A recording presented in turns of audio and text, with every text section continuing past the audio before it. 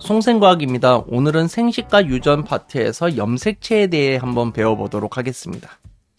여러분은 F1이라는 경기를 경험해 보신 적이 있으신가요?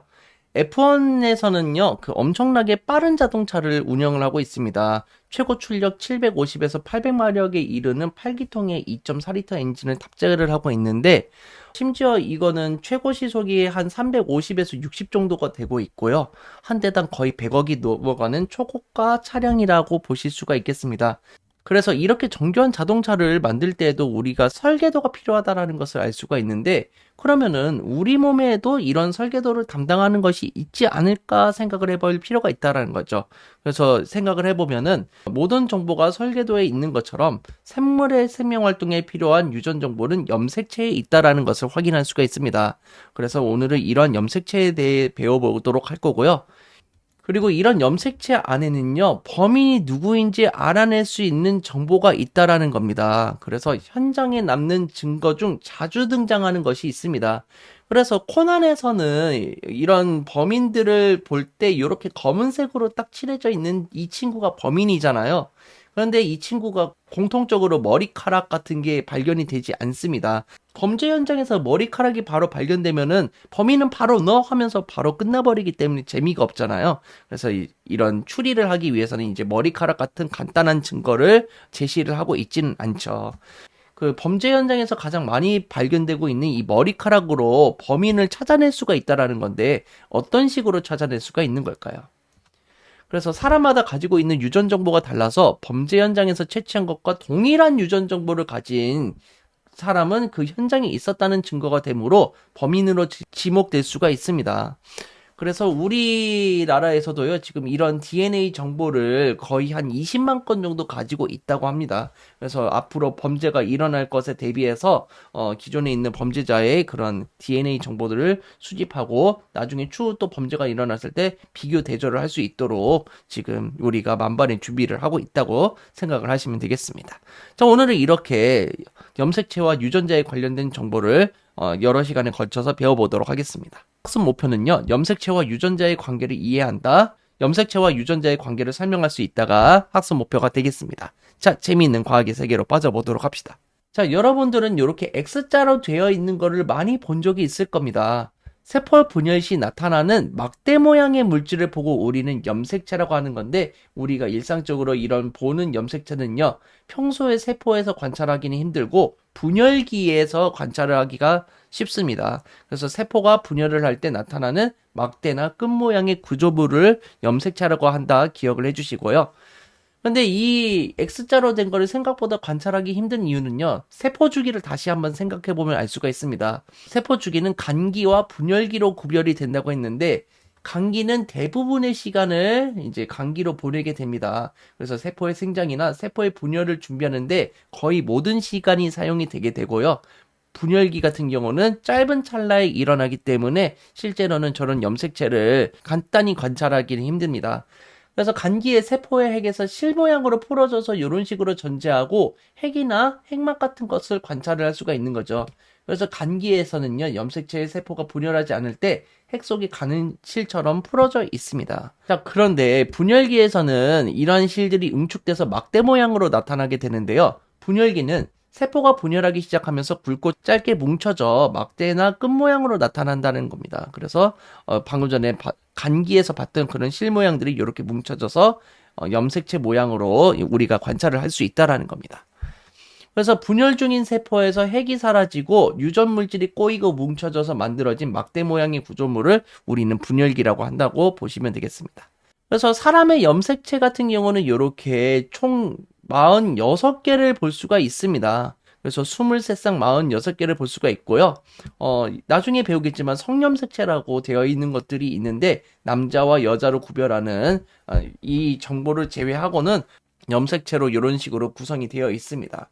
그리고 염색체에 이렇게 잘 분석해 보다 보면은 이 DNA에서 일정 부분을 유전자라고 하는 겁니다. 그래서 유전 정보가 들어있는 일부분의 DNA의 일부분을 유전자라고 한다, 이렇게 보시면 되겠습니다.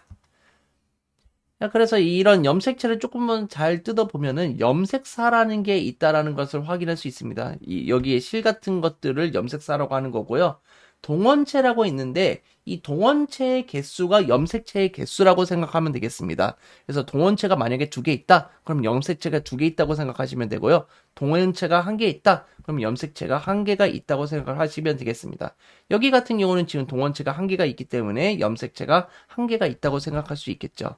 그리고 유전 정보가 동일한 것들이 이렇게 막대 모양으로 복제가 이루어져 있는데 이런 것을 보고 우리가 염색 분체라고 한다는 것도 나중에 배우게 될 것입니다. 자, 그럼 염색체의 구성을 한번 살펴보도록 할 텐데 염색체는 DNA와 단백질로 이루어져 있습니다. 그래서 DNA가 이렇게 있고 단백질이 이렇게 있다라는 것을 알 수 있는데 사실 여기 있는 그림은 너무 정확하지가 않습니다. 그래서 조금 더 자세한 그림으로 보자면은 DNA는 이렇게 되어 있습니다. 그래서 2개의 선이 나선으로 꼬여져 있다고 해서 이중나선 구조로 되어 있고요. 안쪽에 염기가 2개씩 이렇게 붙어져 있습니다. 이런 걸 보고 우리는 염기쌍이라는 표현을 쓰게 됩니다. 그런데 이런 DNA에는 유전 정보를 담고 있다고 하고요. 자, 우리가 이제 고등학교 때 DNA에 대해서 조금 더 자세히 배우긴 할 텐데 DNA는 기본적으로 수소, 탄소, 질소, 산소, 인으로 이루어진 뉴클레오타이드의 사슬입니다. 뉴클레오타이드의 DNA의 기본 구성 단위로 당이나 염기, 인산기가 있습니다. 그래서 이런 걸 보고 우리가 인산기라고 하는 거고 여기 가운데 있는 걸 당, 그리고 여기가 염기 이렇게 있다라는 것을 확인해 볼 수도 있습니다. 자, 염색체는 일정한 위치의 생물의 특징을 나타내게 하는 유전자가 자리 잡고 있습니다. 그래서 DNA 구역의 일부분에 유전자가 있고요. 이 유전자에서는 유전 정보를 가지고 있다라고 생각을 하시면 되겠습니다. 그래서 DNA의 생물의 특징을 결정하는 유전 정보가 담겨 있는 부분을 유전자라고 한다는 점을 잘 기억해 두시면 되겠습니다. 자, 그러면 다시 한번 정리해 보면요. USB를 염색체라고 생각을 해보도록 하겠습니다. 그러면은 우리가 이 염색체를 분석해 봐야 되잖아요. 노트북에 딱 꽂아서 이렇게 파일을 하나씩 열어보게 될 텐데 이 각 파일이 유전자라는 겁니다. 그래서 이 파일에 대한 정보가 들어있는 거잖아요. 그래서 이 각 파일을 유전자로 본다라는 사실을 알고 계시면 되겠습니다.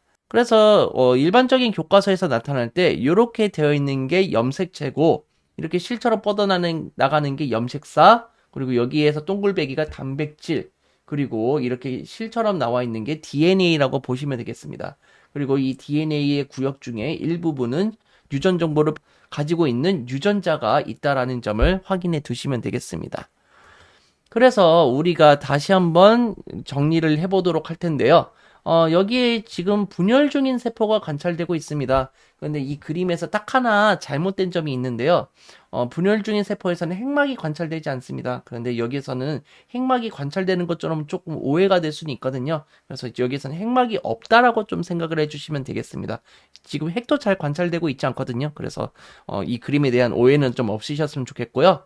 자, 여기에서 이 X자를 하나를 보자면은 이게 바로 염색체라고 했었습니다. 그리고 이러한 염색체는요, 요렇게 같은 DNA 정보가 복제가 되어 있는 것들이 있는데, 이런 것들을 보고 우리는 염색 분체라고 하는 것입니다. 그 다음에 요렇게 동글배기로 되어 있는 것을 고등학교 때 이제 히스톤 단백질이라고 배울 거고요. 이러한 동글배기가 8개가 모이면은 육면체를 이루고 있습니다. 이런 걸 보고 우리가 뉴클레오솜이라고 한다는 것도 상식적으로 알고 계시면 되겠습니다. 자, DNA는 이중나선 구조를 가지고 있다고 했었습니다. 그리고 그 사이에는 염기쌍이 2개씩 들어가 있어서 이렇게 구성을 하고 있다는 걸 기억해 주시고, 이 DNA를 구성하는 것 중에 일부분에 유전 정보를 가지고 있다면은 그 부분을 우리가 유전자라고 한다는 점을 잘 기억해 두시기 바랍니다.